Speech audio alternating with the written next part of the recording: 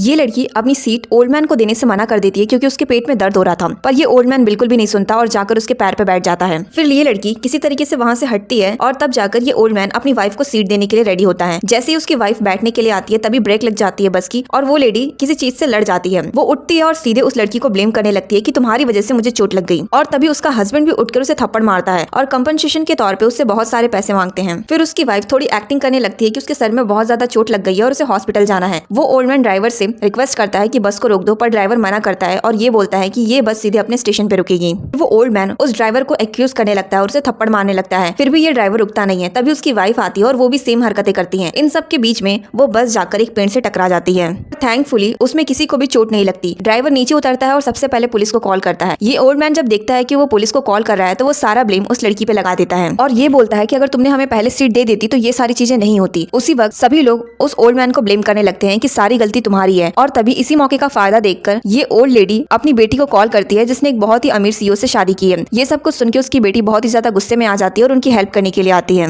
उसी वक्त न्यूज में उसका भाई भी देखता है कि उसकी बहन बहुत ही ज्यादा प्रॉब्लम में है। फिर वो तुरंत निकल जाता है और सभी पैसेंजर्स उस लड़की को बचाते हैं क्योंकि सारे ओल्ड मैन उस पर ब्लेम लगा रहे थे। थोड़ी ही देर में उसकी बेटी आती है और गुस्से से उस लड़की पे अटैक करती है और सारे पैसेंजर्स को भी थप्पड़ मारती है और उसे बुली करने लगती है। उसी वक्त उसका भाई भी आता है और देखता है कि उसकी फियांसे उसकी बहन को बहुत ज्यादा परेशान कर रही है। वो अपनी बहन को बचाता है और उससे अपनी शादी को तोड़ देता है। उसकी फियांसे उससे रिक्वेस्ट करती है कि ये शादी मत तोड़ो, पर फिर भी वो लड़की मना कर देती है। यहाँ तक कि उसके ओल्ड पेरेंट्स को भी वो सबक सिखाने के लिए बोलता है।